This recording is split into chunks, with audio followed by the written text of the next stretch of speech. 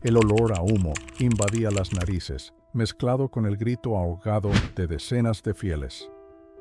Aquella noche del 19 de abril de 2018, en el vibrante barrio de San Ángel, en Ciudad de México, yo estaba en el púlpito, con una Biblia en una mano y un encendedor en la otra. Mi mirada, lo sé, era la de un fanático. Frente a mí, sobre una pila de folletos, yacía una imagen de la Virgen María, de esas que se ven en nichos por toda la ciudad. Los murmullos de la multitud afuera eran una orquesta de miedo e indignación, pero dentro de aquel templo adventista la tensión era palpable, casi eléctrica. «Este es el ídolo», declaré, mi voz reverberando. «Esta es la idolatría que ciega al pueblo de Dios». Un sollozo fuerte rompió el silencio. Una señora con el rostro bañado en lágrimas intentaba avanzar, pero era contenida. No vacilé. Mi misión, yo creía, era clara. Con un chasquido seco, el fuego irrumpió. Las llamas lamieron el plástico y la pintura, transformando a la Virgen en un humo denso y negro. El humo subía, y con él la certeza de que algo irreversible había comenzado.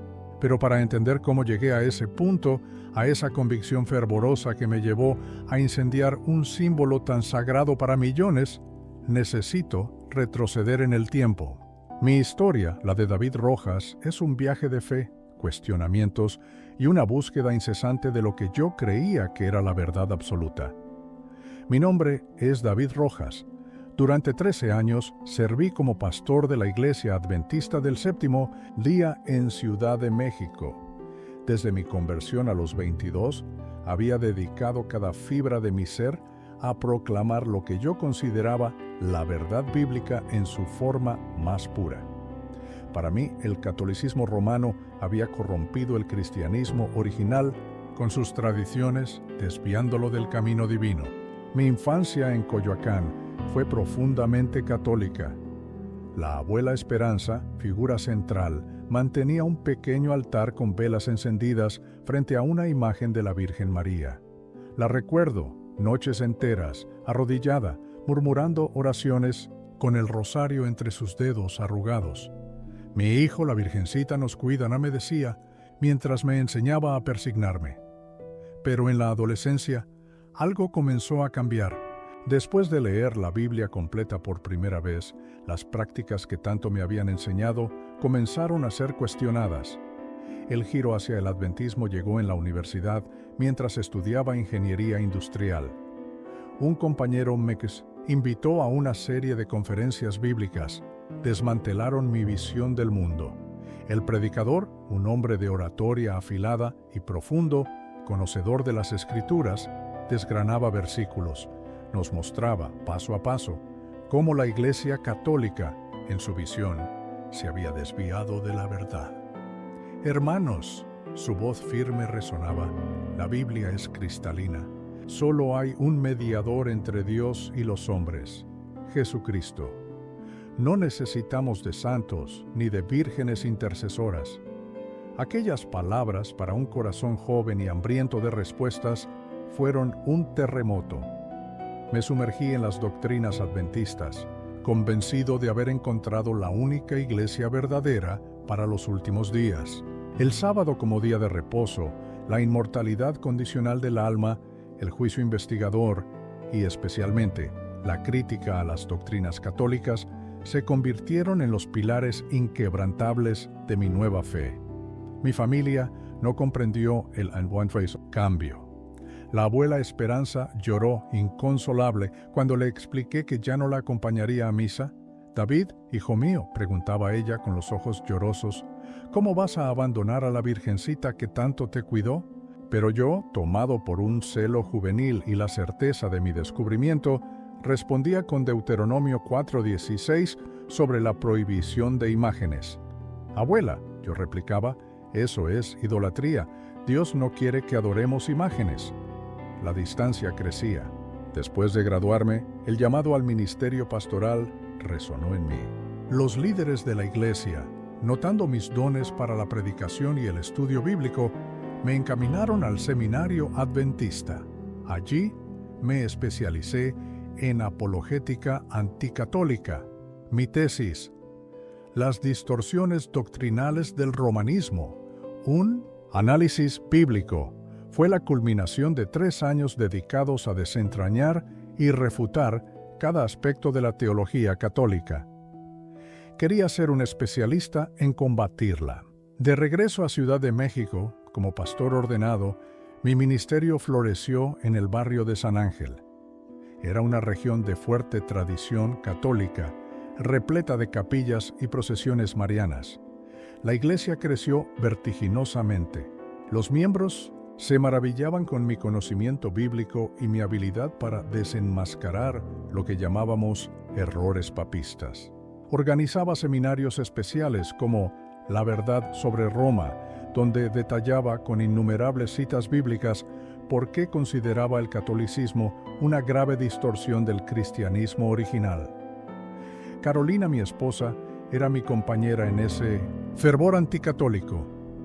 Adventista de segunda generación, criamos a nuestros hijos, Samuel, de 8, y Estela, de 6, bajo esas mismas convicciones.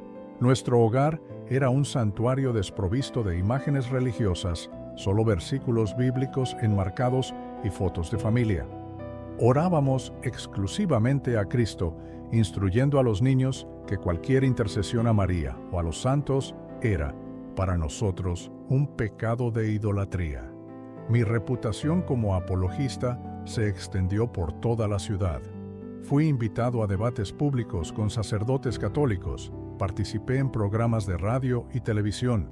Yo era la voz que muchos adventistas esperaban para confrontar al enemigo. Con la imagen de la Virgen firmemente en mis manos, esperaba en la puerta de la iglesia.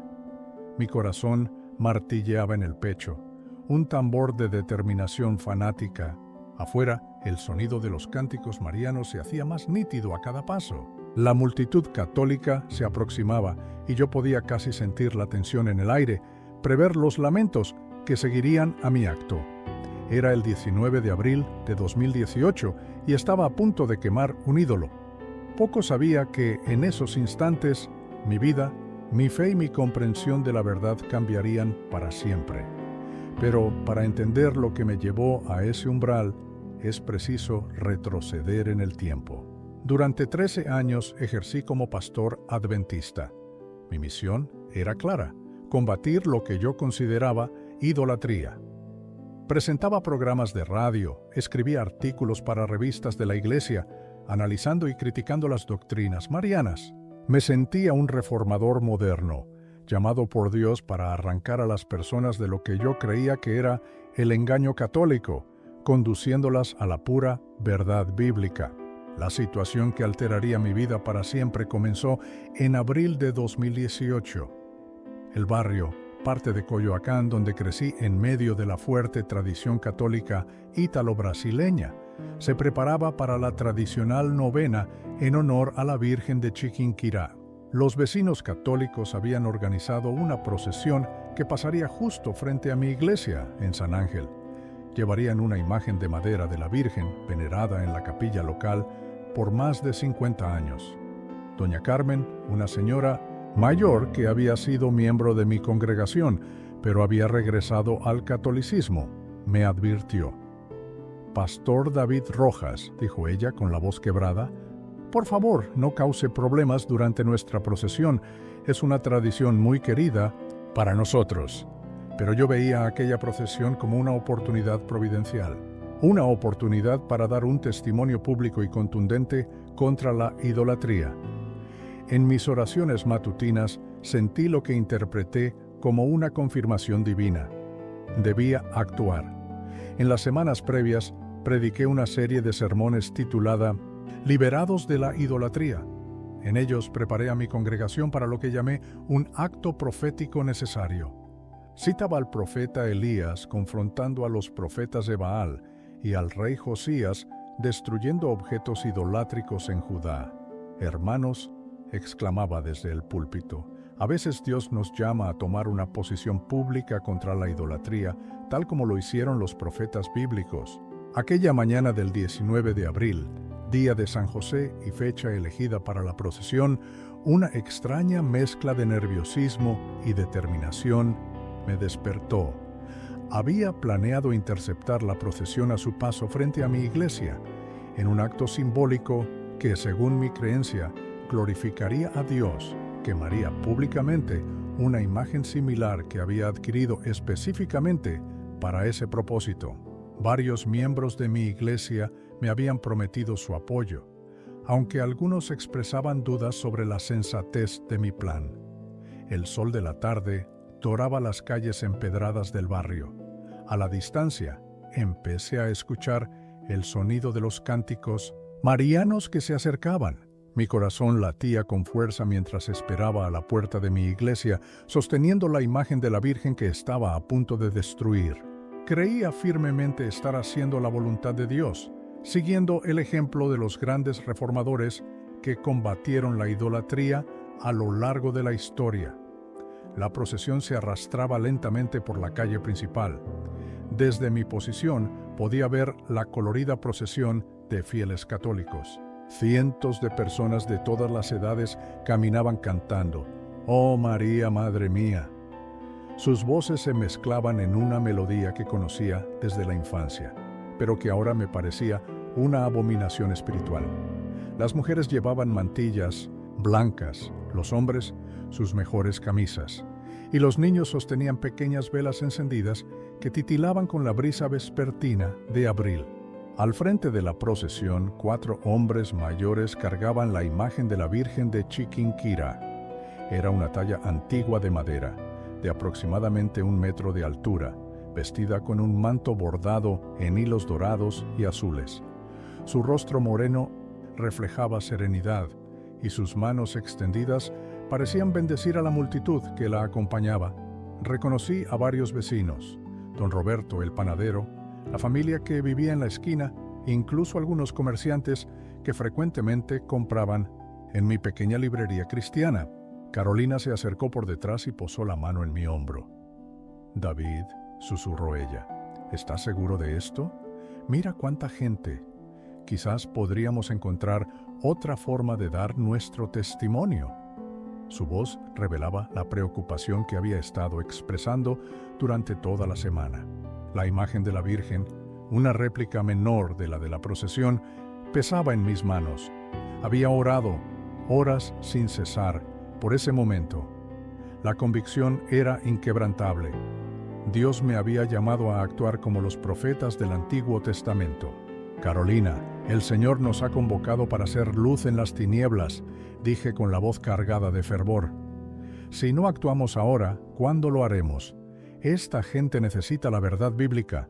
La pieza, comprada en el centro de Ciudad de México, una adquisición incómoda, pero justificada por la misión profética, era el instrumento. Detrás de mí, unos 20 miembros de la iglesia se aglomeraban. El hermano Javier, mi diácono, ya sostenía la pequeña lata de gasolina. La hermana Marta alzaba la pancarta: «Solo Cristo salva, fuera la idolatría».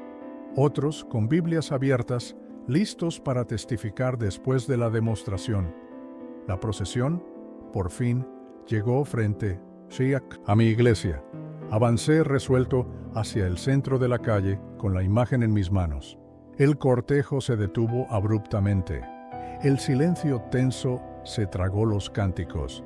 Los portadores de la imagen principal me miraban fijamente, sorprendidos, confusos y con clara indignación.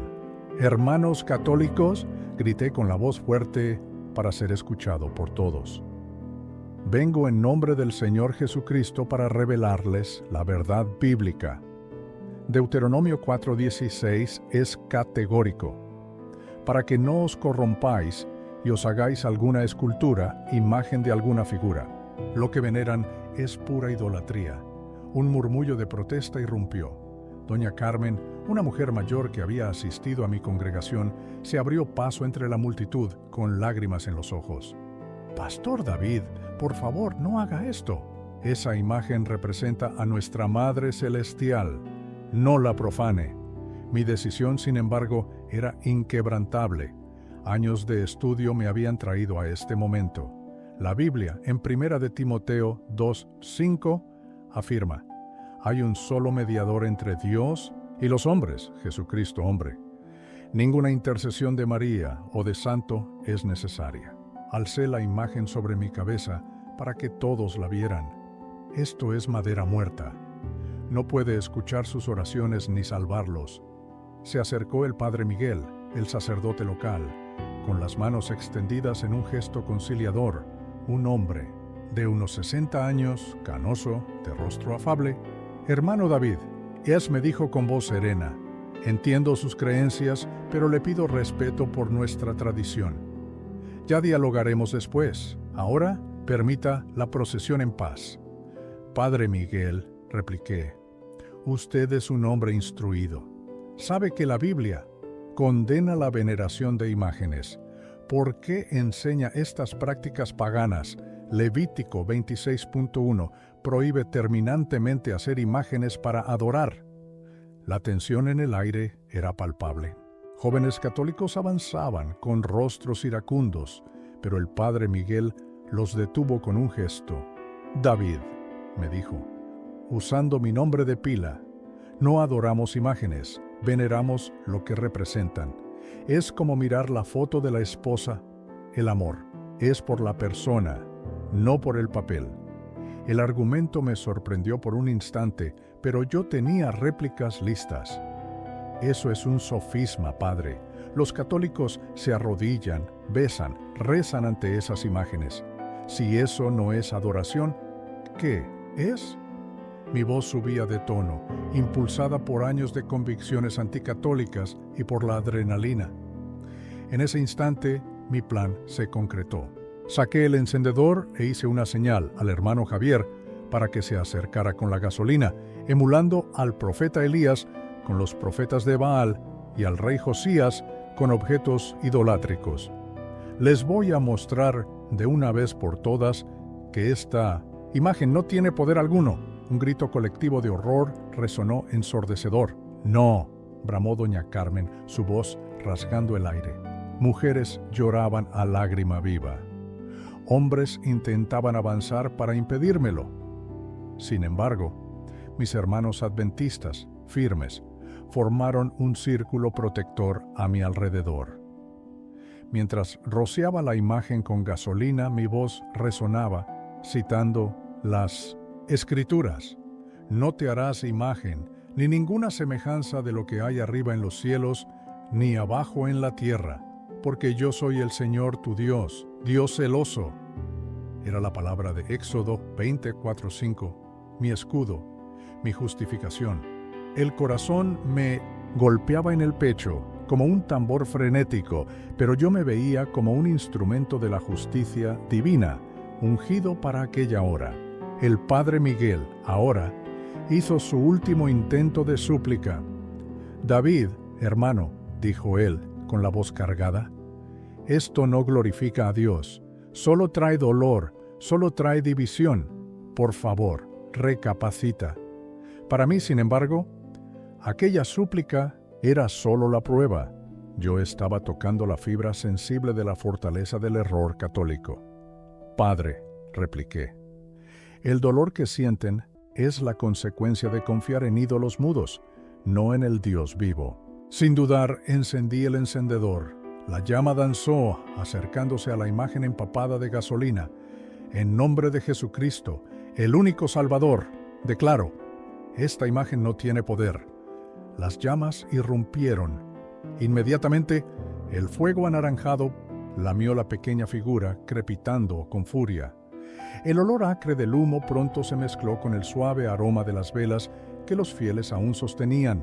La multitud católica retrocedió. Sus rostros eran un espejo de conmoción, dolor y una ira que empezaba a burbujear. Algunos lloraban a mares, otros gritaban protestas. Jóvenes intentaron nuevamente alcanzarme, pero fueron contenidos por los más ancianos. Mientras las llamas devoraban la imagen, mi voz se alzaba inquebrantable. ¡Miren!, grité. No puede defenderse, no puede salvarlos. Solamente Jesucristo es el camino, la verdad y la vida. Mis hermanos adventistas, a coro, exclamaban, Amén, gloria a Dios. Sin embargo, una sutil incomodidad ya se instalaba entre ellos. La intensidad de la reacción católica era palpable, y yo lo sentí. En pocos minutos, la imagen se convirtió en cenizas. Solo un montículo humeante quedaba en el asfalto. Un silencio extraño se instaló. No era el silencio del respeto, sino un silencio denso, cargado de dolor, conmoción y una tensión que se podía cortar con un cuchillo. En los rostros católicos, una mezcla de tristeza profunda e indignación creciente se dibujaba. Doña Carmen entonces se movió. Lentamente, se acercó a las cenizas, se arrodilló. El llanto que brotó de ella era tan visceral que por un instante me caló hondo, a pesar de la certeza de haber actuado correctamente. «Virgencita mía», murmuraba entre sollozos, «perdónalos, porque no saben lo que hacen». Aquellas palabras, que hacían eco a las de Cristo en la cruz, provocaron una punzada extraña en mi pecho, algo que no lograba nombrar.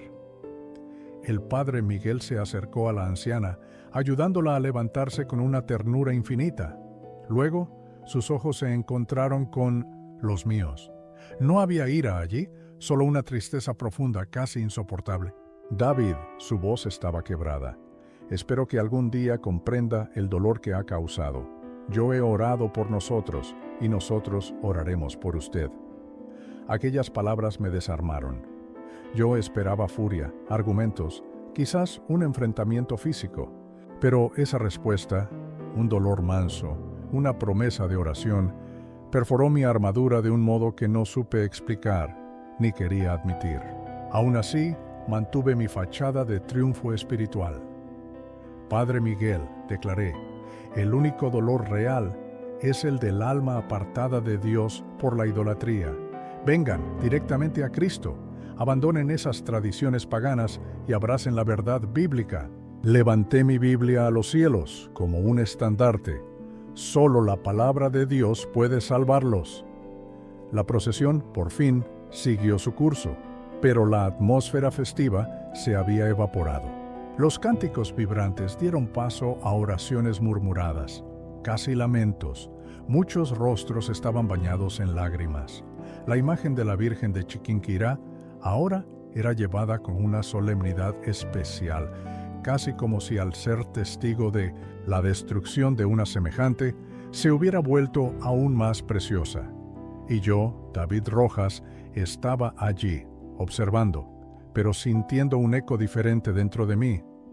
Era el 19 de abril de 2018. En San Ángel, el aire pesaba con una tensión que iba más allá del olor a incienso. Allí estaba yo, David Rojas, pastor adventista desde hacía 13 años, con la convicción fanática estampada en el rostro. En mis manos, la imagen de la Virgen, para muchos un símbolo sagrado, para mí, un ídolo. La multitud, una mezcla de católicos horrorizados y algunos de mi congregación, observaba.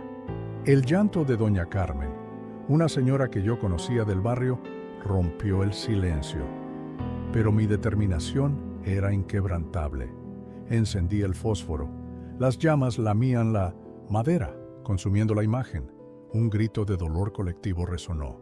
En aquel instante, yo creía estar ejecutando un acto de valentía profética, pero la verdad es que, incluso entre los míos, percibí divisiones.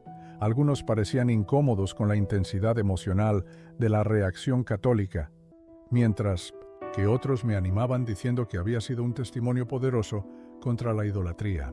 Carolina, sin embargo, se mantuvo en silencio durante todo el camino a casa. Cuando finalmente llegamos, ella se sentó en el sofá y me miró con una expresión indescifrable. «David, ¿realmente crees que lo que hiciste hoy fue lo que Jesús habría hecho?», preguntó. Su pregunta me irritó. Yo esperaba su apoyo incondicional. «Carolina, Jesús purificó el templo con un látigo. Los profetas confrontaron la idolatría sin rodeos. A veces, el amor exige acciones firmes para despertar a las personas del engaño. Pero por primera vez ese día, mi voz sonó menos convincente, incluso para mí mismo. Esa noche, en mi estudio, reviví cada momento. La imagen de doña Carmen llorando sobre las cenizas no salía de mi mente. Recordé también la expresión del padre Miguel, de 60 años, sin odio en los ojos, solo una tristeza profunda que me conmovió de forma inesperada. Me levanté y caminé hasta la ventana que daba a la calle del incidente. El suelo estaba limpio, las cenizas barridas. Pero en mi mente, el lugar de la hoguera aún ardía. Por primera vez, una extraña inquietud invadió mi espíritu. Señor, oré en voz baja, si hice tu voluntad hoy, ¿por qué siento esta extraña pesadez en el corazón? Dame confirmación de que actué correctamente. Esperé buscando la paz que normalmente me envolvía después de predicar o enseñar la palabra, pero la paz no llegó. En su lugar, quedó la sensación de que algo crucial había sucedido, algo que aún no comprendía. Poco sabía yo que había puesto en marcha eventos que transformarían no solo mi vida, sino mi propia comprensión de la verdad y del amor de Dios. El resto de la semana transcurrió en constante tensión. Los católicos del barrio me evitaban, unos con dolor, otros con clara hostilidad. Mi iglesia, por su parte, parecía dividida.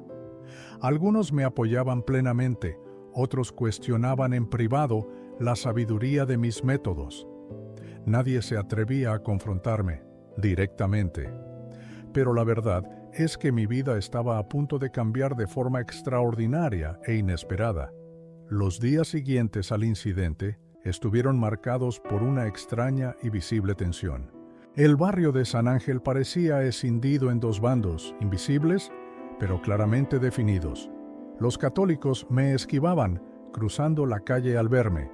Mientras tanto, evangélicos de otras denominaciones venían a felicitarme por el valiente testimonio contra la idolatría papal.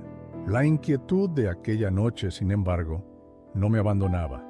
El sábado siguiente, durante el culto, prediqué un sermón titulado Cuando Dios llama a la confrontación profética. Usé como base la historia de Elías en el Monte Carmelo y la destrucción de los ídolos por el rey Josías. La congregación respondió con amenes y aplausos, pero noté la ausencia de varias familias, incluidas algunas que habían estado presentes en el incidente del martes. Hermanos, declaremos desde el púlpito, cuando confrontamos el error religioso, no siempre seremos recibidos con alegría. Los profetas del Antiguo Testamento fueron perseguidos por la verdad. Jesús mismo fue rechazado por los líderes religiosos. Si sienten la presión social por nuestro testimonio contra la idolatría, recuerden, estamos del lado correcto de la historia bíblica. Después del servicio, Carolina se acercó con una expresión aún más preocupada. David, he orado mucho esta semana y hay algo que necesito decirte. Carolina me miró con los ojos aún marcados por lo que la noche Eleb había traído. Tuve un sueño tan vívido, David, que no puedo quitármelo de la cabeza, dijo ella, con la voz inusualmente seria. Yo, absorto en mis notas para el sermón, pregunté, casi por rutina, ¿qué tipo de sueño? Ella describió a una mujer de azul, parada exactamente donde la imagen había sido quemada. Un brillo deslumbrante impedía verle el rostro, pero las manos estaban extendidas en gesto de bendición, y en el sueño una voz le decía, «Tu marido necesita entender que el amor verdadero no destruye». Me desperté con una sensación tan extraña, David, concluyó ella, como si fuera más que un sueño cualquiera. Carolina, le dije, estás inmersa en esta tensión católica. Es natural que tu subconsciente procese esas imágenes, pero necesitamos rechazar cualquier manifestación que no venga directamente de Cristo. La Biblia advierte, Satanás se disfraza de ángel de luz. Ella, sin embargo, insistió, David, yo sé la diferencia entre un sueño común y algo espiritual. Este tenía una cualidad única. Había una paz sobrenatural, sí, pero también una tristeza profunda, como si alguien estuviera llorando por el dolor causado. En las semanas que siguieron, algo extraño comenzó a apoderarse de San Ángel. Doña Carmen visiblemente afectada por la quema de la imagen, fue la primera en relatarlo. Ella decía haber visto una figura luminosa femenina exactamente en el lugar del incidente. Inicialmente eran solo algunos ancianos quienes afirmaban verla siempre de madrugada o al anochecer. Descarté todo como histeria colectiva o alucinaciones postraumáticas. Es típico de los católicos, comenté con el hermano Javier. Cuando su superstición choca con la verdad bíblica, inventan milagros para justificar sus errores. El mismo patrón de Lourdes, Fátima y todos esos lugares. Pero los testimonios se multiplicaron. La señora Enríquez, una mujer práctica y escéptica por naturaleza, juró haber visto a una joven con un manto azul estrellado, detenida donde reposaban las cenizas. Pastor David, me dijo en la tienda de don Roberto, sé que usted no cree en estas cosas, pero le juro por mis hijos. Vi algo sobrenatural. No fue una alucinación, fue más real que nosotros dos, aquí ahora. Lo que realmente comenzó a inquietarme fue que no solo los católicos reportaban estas visiones. Dos de mis propios miembros de la iglesia, la hermana Rosa y el hermano Fernando, vinieron a buscarme por separado, con experiencias similares. Ambos estaban visiblemente agitados y confundidos. La hermana Rosa, con lágrimas en los ojos, me relató: Pastor, regresaba de la farmacia cuando vi una luz intensa en la calle donde usted quemó aquella imagen. Al acercarme, una mujer bellísima, vestida de azul y blanco, apareció. Con las manos extendidas, su rostro irradiaba amor y tristeza. Me sonrió con una compasión que jamás había sentido, pero vi lágrimas en sus ojos. No dijo nada, pero yo entendí.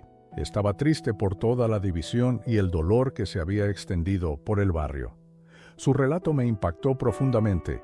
La hermana Rosa era una de mis miembros más firmes, una mujer estudiosa de la Biblia, escéptica por naturaleza ante cualquier manifestación sobrenatural, sin un claro respaldo de las Escrituras. Luego llegó el hermano Fernando con una experiencia aún más detallada. Pastor David, comenzó. Estaba hasta tarde en mi trabajo, en mi taller, y decidí caminar un poco para despejar la mente. Ya pasaban de las 11 de la noche. Al pasar por el lugar del incidente, una luz suave brotaba del propio suelo. Pensé que alguien había olvidado una linterna, pero cuando me acerqué, la luz comenzó a tomar forma. Era una mujer joven, de Maine-Moentonba, una belleza indescriptible que me miraba con ojos llenos de compasión maternal. El humo aún flotaba sobre San Ángel, mezclándose con el llanto y los gritos de repulsa. Era el 19 de abril de 2018. David Rojas, pastor adventista, alzaba la antorcha con una determinación fanática, los ojos fijos en las cenizas de la imagen de la Virgen que acababa de consumir.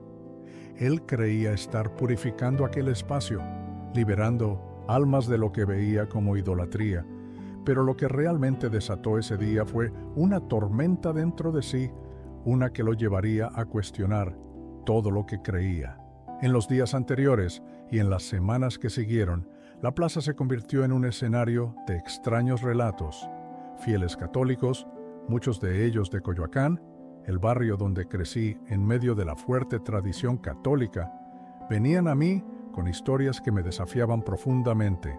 Hablaban de una aparición. Era una figura deslumbrante, vestida de luz azul y blanca. Una paz inédita emanaba de ella, pero sus ojos revelaban una profunda tristeza. Sus ojos se fijaron en los de ellos. Sin mover los labios, un mensaje resonó en sus corazones. Dile a tu pastor que el amor verdadero no se demuestra destruyendo lo que otros aman, sino construyendo puentes de entendimiento. Y entonces ella se desvaneció en el aire. Aquellos relatos me sumieron en un conflicto interno abrumador. Mi formación adventista gritaba: manifestación demoníaca. Después de todo, ¿cómo aceptar algo que parecía respaldar creencias católicas? Pero al mismo tiempo, las personas que contaban estas historias eran íntegras, algunas incluso de mi propia iglesia. Esto me atormentaba. Decidí investigar personalmente. Durante varias noches me aposté cerca del lugar del incidente, Biblia en mano y orando por protección divina contra cualquier engaño satánico. Las primeras 3 noches no sucedió nada inusual, pero la cuarta noche, el 15 de mayo de 2018, mi vida cambió para siempre. Alrededor de las 11:30 de la noche, después de más de 1 hora de oración y lectura bíblica, percibí un sutil cambio en el aire. Ni frío ni calor. El ambiente se densificó, cargado por una presencia inexplicable. Entonces vi la luz. Al principio era solo un brillo suave, emanando exactamente del pavimento donde yo había quemado la imagen. Mi primera reacción fue escepticismo. Probablemente es el reflejo de alguna lámpara o un coche que pasa. Pero la luz se intensificó gradualmente, empezando a tomar forma vertical. Mi corazón se aceleró. Cerré los ojos con fuerza y oré. Señor Jesús, si esto es un engaño del enemigo, ordena que se vaya en tu nombre poderoso. Si es de ti, dame discernimiento. Cuando abrí los ojos, la luz había tomado una forma claramente humana. Era una mujer joven, aparentemente de unos 15 o 16 años, de estatura media y complexión delicada. Su rostro, de una belleza indescriptible, combinaba rasgos indígenas y mediterráneos. Su piel morena suave irradiaba luz propia, y sus ojos grandes, expresivos, desbordaban compasión infinita, pero también una tristeza abismal. Vestía una túnica azul intenso que parecía hecha de luz líquida, con estrellas doradas que centelleaban suavemente por toda la superficie. Sobre los hombros, un manto más claro, casi blanco, se movía delicadamente, incluso sin viento. Sus manos estaban juntas en oración, pero ocasionalmente se extendían hacia mí en un gesto que comunicaba tanto bendición como súplica. Lo que más me impactó fue su expresión. No había condena ni ira en su rostro, a pesar de que yo había quemado una imagen que claramente la representaba. En cambio, encontré un amor maternal tan profundo que me caló hasta los huesos, mezclado con una tristeza que parecía abarcar todo el dolor del mundo. Mi primera reacción fue terror. Grité: «En nombre de Jesucristo, te ordeno que te vayas, si no eres de Dios». Pero, en lugar de desvanecerse, la figura me sonrió con una ternura que derritió mi miedo. No fue una sonrisa triunfante o burlona, sino la sonrisa de una madre que ve a su hijo confundido y asustado. Entonces escuché su voz. No era una voz audible en el sentido físico, sino algo que resonaba directamente en mi espíritu, más clara que cualquier sonido externo que hubiera escuchado antes. «David, hijo mío, no temas. Vengo en nombre de mi Hijo Jesús, a quien amas sinceramente, aunque no comprendas completamente su voluntad». Sus palabras me dejaron sin aliento. La claridad y la autoridad de su voz eran innegables, pero también había una humildad que no esperaba. Ella continuó: «Vi tu celo al defender lo que crees ser la verdad. Tu amor por Jesús es real, y eso alegra mi corazón. Pero, hijo, el celo sin entendimiento puede causar más daño que bien. Al quemar mi imagen, no destruiste solo un pedazo de madera. Heriste profundamente a mis hijos, que me aman a través de esa representación». Intenté responder, pero mi voz falló. Todo mi entrenamiento teológico gritaba: «Es una manifestación demoníaca». Sin embargo, la presencia de aquella mujer irradiaba una santidad imposible de falsificar. No había en ella nada sombrío, manipulador o seductor. Por el contrario, su presencia me inundaba de una paz sobrenatural y al mismo tiempo de una profunda convicción sobre mis acciones. «Sé lo que estás pensando», prosiguió ella con una sonrisa triste. «Te enseñaron que cualquier aparición mía proviene del maligno. Pero dime, hijo, ¿puede el maligno producir la paz que sientes ahora? ¿Puede el padre de las mentiras generar este amor puro que fluye hacia tu corazón?». Ella tenía razón. A pesar de mi confusión teológica, sentía una paz que trascendía todo entendimiento, exactamente como Pablo describe en Filipenses 4:7. No era la falsa paz de la complacencia, sino la quietud profunda de estar ante algo absolutamente santo y puro. Pero, ¿la Biblia? Susurré finalmente. La Biblia es la palabra de Dios y yo la honro completamente, respondió ella con autoridad. Dime entonces, ¿dónde en la Biblia prohíbe Jesús a su madre interceder por sus hijos?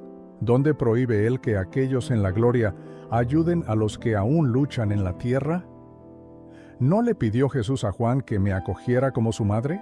¿No me convirtió eso entonces en madre de todos sus discípulos? Sus palabras resonaron con una lógica bíblica que yo jamás había considerado. Siempre había interpretado estos pasajes de otra manera, pero ahora, al escucharla, con esa autoridad suave e incuestionable, empecé a ver dimensiones del texto que antes se me escapaban. Pero, ¿las imágenes? Éxodo 20, intenté argumentar con la voz ya débil. Hijo, me interrumpió suavemente, el mismo Dios que prohibió las imágenes en el Éxodo, también le ordenó a Moisés que hiciera querubines de oro para el Arca de la Alianza. ¿Sería Dios contradictorio? O quizás la prohibición era contra la adoración de ídolos falsos, no contra toda representación visual de lo sagrado. Su interpretación me dejó sin habla. Durante años, había usado Éxodo 20 como prueba contra las imágenes católicas, pero nunca había considerado seriamente la aparente contradicción con los querubines del arca. Su explicación poseía una coherencia bíblica innegable. Ella prosiguió, y el sonido de mi nombre, David Rojas, en sus labios, tenía una cualidad especial, como si lo pronunciara con amor infinito. Quiero que comprendas algo muy importante. Los católicos que veneraban aquella imagen que quemaste no la adoraban como a un dios. Ellos la amaban como un recordatorio de mi amor maternal. Al destruirla, fue como si hubieras rasgado la fotografía de la madre de alguien mientras le gritabas que no necesitaba recordarla. La analogía me golpeó como un martillo. Recordé las lágrimas de doña Carmen, la expresión de dolor en el rostro del padre Miguel, la reacción emocional de toda la comunidad católica. Por primera vez, empecé a comprender que quizás había malinterpretado sus motivaciones. ¿Pero no es idolatrías?, pregunté, aún aferrándome a mis convicciones, aunque éstas empezaran a flaquear. Hijo, ¿es idolatría cuando miras la fotografía de Carolina y sientes amor por ella? ¿Adoras el papel fotográfico o amas a la persona que representa? Los católicos que me veneran no adoran madera o yeso. A través de esas imágenes buscan una conexión conmigo, su madre espiritual, y, por medio de mí, con mi Hijo Jesús. La claridad de aquella explicación fue devastadora para mis argumentos teológicos. Durante años había edificado una teología anticatólica. Mis antiguas interpretaciones ahora parecían superficiales, mal informadas. Pero sola escritura, balbuceé. La confusión me hizo cambiar al inglés. Ella sonrió con una comprensión profunda. La escritura es la autoridad suprema, eso es verdad. Pero dime, David, ¿quién interpretó las escrituras para los primeros cristianos? ¿Quién preservó y transmitió las enseñanzas de Jesús antes de que los evangelios fueran escritos? ¿No fue la iglesia que el mismo Jesús estableció, guiada por el Espíritu Santo? Sus preguntas alcanzaron el núcleo de mi teología protestante. Yo siempre había defendido el principio de la sola escritura, pero jamás me había detenido a considerar cómo las escrituras llegaron hasta nosotros o quién las preservó en los primeros siglos del cristianismo. Ella continuó, con la voz más seria. Tu corazón es sincero, David, y tu amor por Jesús es real. Pero te han enseñado a ver enemigos donde deberías ver hermanos. Los católicos que lloraron cuando quemaste mi imagen también son hijos de Dios.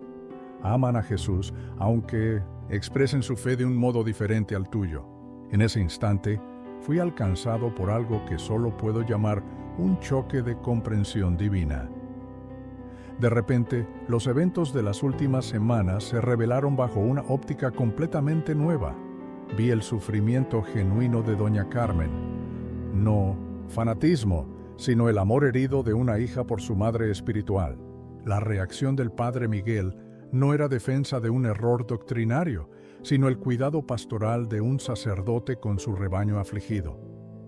Estoy confundido, admití, mis defensas teológicas derrumbándose por completo. Si lo que dices es verdad, estuve equivocado durante años, hice daño a personas inocentes, enseñé el error en lugar de la verdad. La compasión en su rostro se profundizó. Hijo mío, no estuviste completamente equivocado. Tu amor por Jesús es verdadero. Tu deseo de seguir la Biblia es noble. Tu celo por la verdad es admirable. Pero la verdad completa es más grande de lo que has comprendido. Y el amor verdadero busca unir, jamás dividir. Lágrimas incontrolables comenzaron a rodar por mi rostro. ¿Qué debo hacer? Mi congregación, mi familia, toda mi vida se ha cimentado sobre estas creencias. Ella me dijo, con voz maternal, pero firme: la verdad exige coraje. Jesús afirmó que la verdad nos haría libres, pero no que sería fácil. Le pido que busque con el corazón abierto. Estudie la historia de la iglesia primitiva, examine las enseñanzas de los padres de la iglesia. Hable con católicos devotos, no para debatir, sino para entender. Y sobre todo, ore por discernimiento. ¿Pero cómo sabré si esto viene realmente de Dios?, inquirí desesperado. Ella extendió las manos hacia mí y una luz suave, pero potente, fluyó de ellas hacia mi corazón. Los frutos del Espíritu son amor, alegría, paz, paciencia, amabilidad, bondad, fidelidad, mansedumbre y dominio propio. ¿Qué frutos produjo tu acción contra mi imagen? ¿Y qué frutos está generando este encuentro conmigo? La diferencia era abismal, innegable. Mi acción había generado dolor, división, ira y confusión. Este encuentro, aunque desafiaba todo en lo que yo creía, alimentaba paz, amor, humildad y un hambre insaciable por la verdad. «Ve en paz, hijo mío», susurró ella, mientras comenzaba a desvanecerse gradualmente. «Busca la verdad con humildad y la encontrarás. Y recuerda, soy la madre de todos los que aman a Jesús, incluyéndote a ti. Nunca estarás solo en esta búsqueda». Cuando la aparición se disolvió por completo, me quedé solo en la calle oscura, pero ya no era el mismo hombre que había llegado allí. Todo mi sistema de creencias había sido sacudido hasta los cimientos y sabía que mi vida nunca más sería la misma. Me quedé allí por horas, llorando, orando, intentando procesar lo que había vivido. Al amanecer, caminé lentamente hacia casa con la certeza de que la aparición había puesto mi mundo patas arriba. Los días siguientes fueron una montaña rusa emocional, el inicio del viaje más difícil de mi vida. Llegué a casa al amanecer, con el alma revuelta, sabiendo que contarle a Carolina lo que había visto sonaría a locura. Sin embargo, su propio sueño profético abrió una puerta inesperada. «David, algo cambió en ti anoche», me dijo en el desayuno, analizando mi rostro preocupada. «Tienes la misma expresión que tuve yo después de mi sueño con la mujer de azul». Tomé sus manos. «Carolina, necesito contarte algo imposible, pero juro por nuestros hijos que es la verdad». Durante una hora, narré cada detalle de la aparición, desde la primera luz hasta las últimas palabras de la Virgen. Para mi sorpresa, ella no mostró incredulidad. Al contrario, las lágrimas de reconocimiento brotaron. «David, esa es exactamente la mujer de mi sueño. La misma presencia, la misma paz sobrenatural, la misma tristeza amorosa». Ella se persignó instintivamente, un gesto que no hacía desde su infancia católica. ¿Qué vamos a hacer ahora? En las semanas siguientes, iniciamos una investigación cuidadosa y secreta. En lugar de buscar refutar el catolicismo, nuestro objetivo era comprenderlo genuinamente. Compré una historia de la iglesia de Eusebio de Cesarea, tratados de los padres apostólicos y libros modernos de apologética católica. muchos escritos por ex protestantes. Lo que descubrí me dejó sin aliento. Los cristianos del primer siglo ya veneraban a María como Theotokos, Madre de Dios, y pedían su intercesión. San Justino Mártir, discípulo directo de los apóstoles, escribía sobre María como la nueva Eva. Ireneo de León enseñaba sobre su papel en la salvación. Todo lo que yo había considerado corrupción papal medieval existía desde los orígenes del cristianismo. Una mañana reuní valor para visitar al Padre Miguel. Lo encontré podando rosas en el jardín de la parroquia, una actividad sorprendentemente mundana para quien yo había visto como enemigo doctrinal durante años. Padre Miguel, dije con voz temblorosa, necesito hablar con usted urgentemente. Su rostro expresó sorpresa, pero me invitó a la oficina sin dudar. Durante 2 horas conté todo, mis dudas crecientes, mis estudios recientes y finalmente, con gran temor, la aparición. Yo esperaba escepticismo o incluso burla. En cambio, sus ojos se llenaron de lágrimas y se persignó con reverencia. David, hermano, dijo con la voz embargada, la Santísima Virgen nunca abandona a sus hijos, ni siquiera a aquellos que la rechazaron. Ella ve el amor sincero por Jesús en tu corazón, más allá de tus errores doctrinales. Pero, Padre, ¿cómo puedo estar seguro de que no fue una alucinación o algo peor?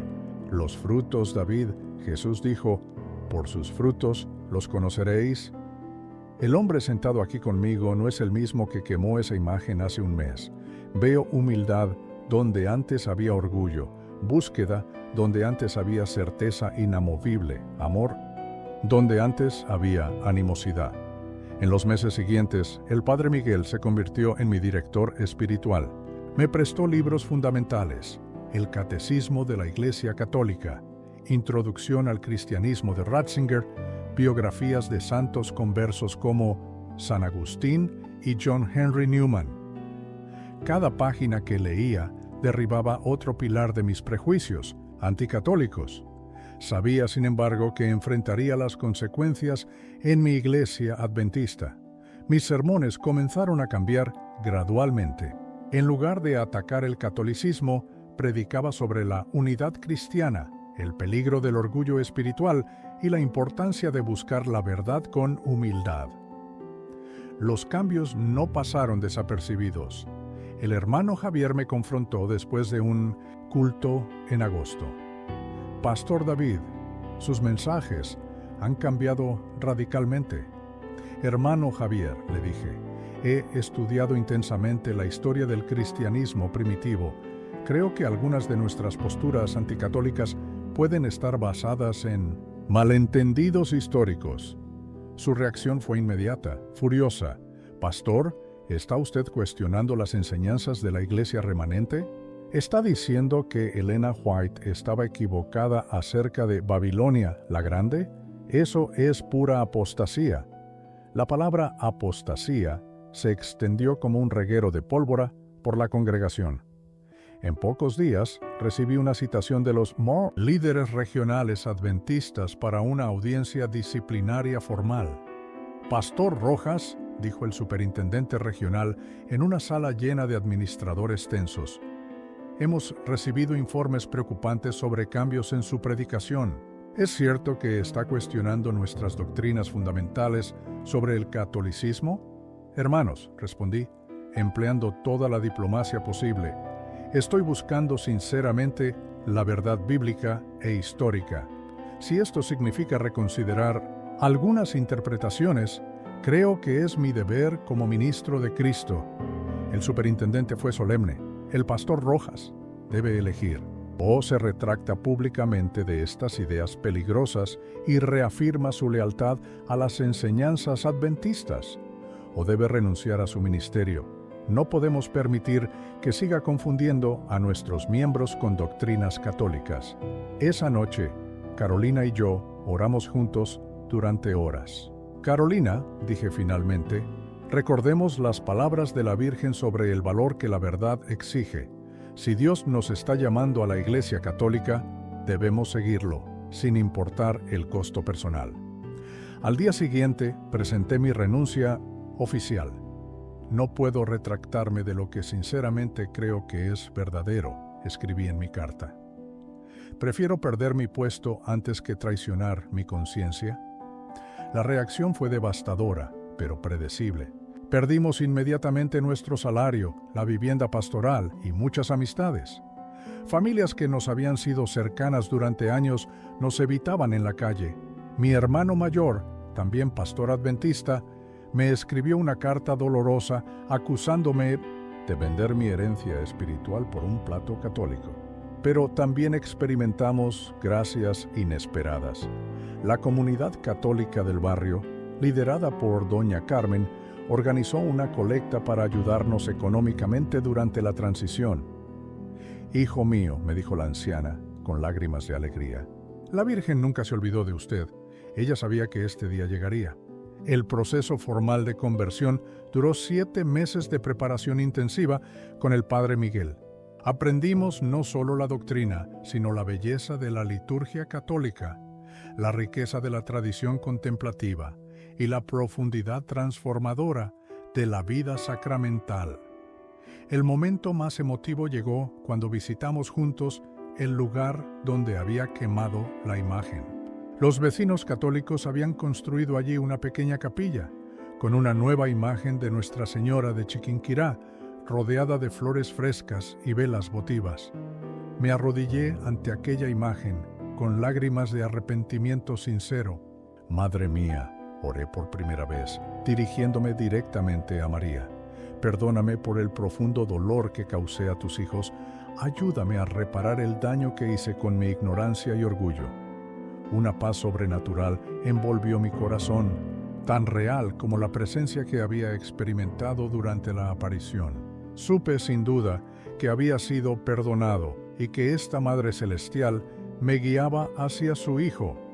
Nuestra recepción formal en la Iglesia Católica tuvo lugar durante la Vigilia Pascual de 2019, cuando el Padre Miguel derramó el agua bautismal sobre mi cabeza. Recordé las palabras de Jesús a Nicodemo: «El que no nazca de agua y de espíritu no puede entrar en el reino de Dios».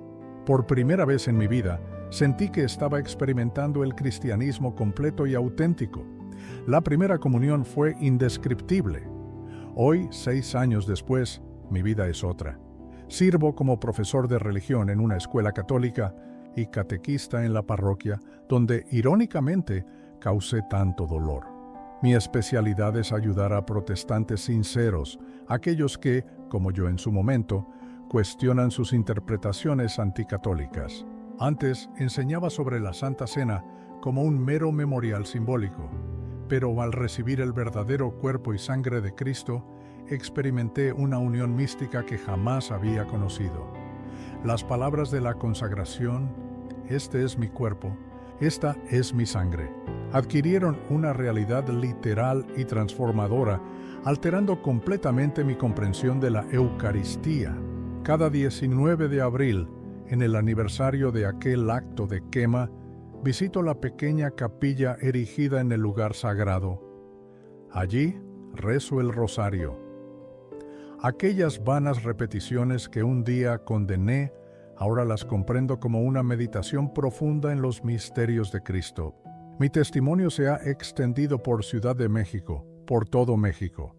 He escrito artículos para revistas católicas y he impartido conferencias en universidades sobre mi conversión. Samuel, ahora de 14 años, sirve como monaguillo en la parroquia y Estela, de 12, participa activamente en el coro juvenil. Carolina enseña catecismo a los niños de la comunidad. Somos una familia completamente transformada por la gracia. Siempre concluyo con la misma reflexión. La Virgen María, a quien antaño consideré un obstáculo para llegar a Cristo, se reveló como el camino más directo hacia Él. Como dijo ella en Caná: «Haced todo lo que Él os diga».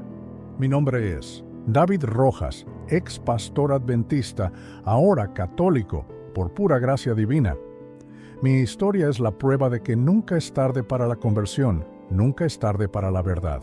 El amor misericordioso de Dios nos busca, incluso a través de nuestros errores más dolorosos. Y María, la Madre de la Iglesia, nunca deja de interceder por sus hijos, incluso por aquellos que la rechazan en su ignorancia. En la pequeña capilla de San Ángel, donde una vez hubo cenizas de odio, ahora florecen rosas de amor. Y cada día que pasa, agradezco a Dios por haberme permitido conocer la verdad completa de su amor a través de los ojos misericordiosos de nuestra Madre Celestial. Sus palabras me perturbaron. Intenté racionalizar, como siempre.